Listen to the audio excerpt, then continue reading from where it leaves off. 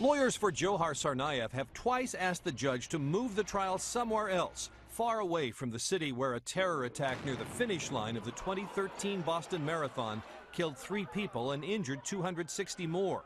Tsarnaev is also accused of killing Sean Collier, an MIT campus police officer.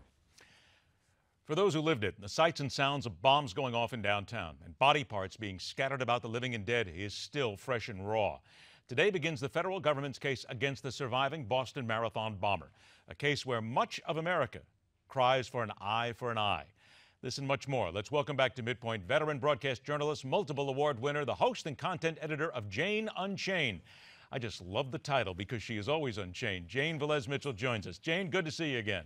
Good to see you, Ed. Jane, here we start off today where right off the bat, the defense attorney for Dzhokhar Tsarnaev fails to reach a plea deal, and this is an attorney who loves to do that. This tells me that the government is completely confident and they're going after their man tooth and nail.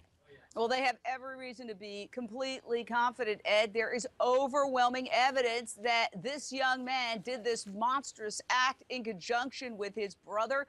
There's no question as to whether or not he's going to be convicted. I think that's guaranteed. The question is only, will he get the death penalty? And of course, the defense team is now going to try to use the kid brother card. This was the kid brother. He was influenced by his older brother, and he was under his spell. Therefore, he should not be held accountable. To that, I say nonsense. Why? Because when this young man was finally trapped and captured in that boat, he had scrawled that he did this in retaliation for the United States involvement in Iraq and Afghanistan, and he referred to the people that he killed and maimed as quote-unquote collateral damage. To me, that shows he was in up to his eyeballs. Additionally, Ed, this wasn't a spur-of-the-moment decision. These two young men, these brothers, had to go online and research and learn how to make bombs, and they planned to head to Times Square once it was all done. So he is definitely as culpable as his now deceased brother. Isn't that really what the federal government needs to do, in this case and in many others?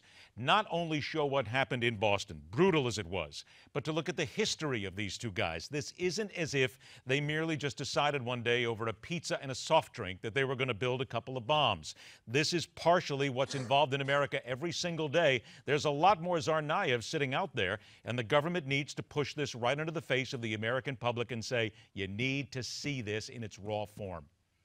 Absolutely. The older brother had been put on a terror list along with his mother, who was in Russia, long before this happened. So it's tragic that they didn't zero in on him earlier. Additionally, we've now learned since his death, the older brother's death, that he is a suspect in a triple murder where 3 men had their throats slit ear to ear, practically decapitated. So this guy was a monster before he committed the bombings.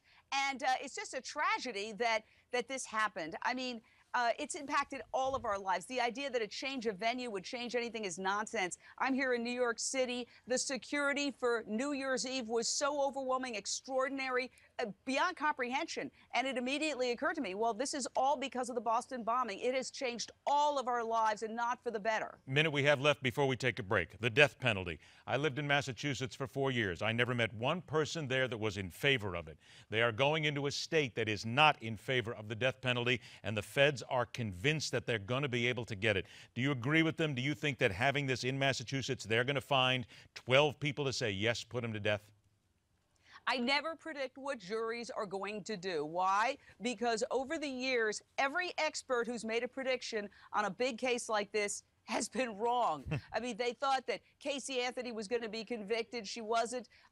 You know, the list goes on and on of bad predictions in terms of what jurors are going to do, and all they need is one. So I would hesitate to say for sure. I would say that if anybody on this planet deserved the death penalty, this would be the guy. But it will indeed be difficult. Let's see, we can agree on that. Certainly in Massachusetts and the kind of politics that is there, it's going to be difficult to push this forward. Absolutely, and this guy has a defense attorney who has a genius for getting mass killers off, so that's going to make it even tougher. Judy Clark actually went and she represented Ted Kaczynski and Jared Lee Loughner. I mean, and she basically got these guys not off, but certainly not put to death either. So, exactly. Jane, stand by a minute. Jane Velez-Mitchell stays in the chair after the break. We're going to turn to the astounding number of abortion clinics that have shut down in America over the years. And there is a dangerous rise in attacks when all someone was expecting was an affordable ride across town. We'll get to that and so much more when we continue right here on Midpoint, where we question everything.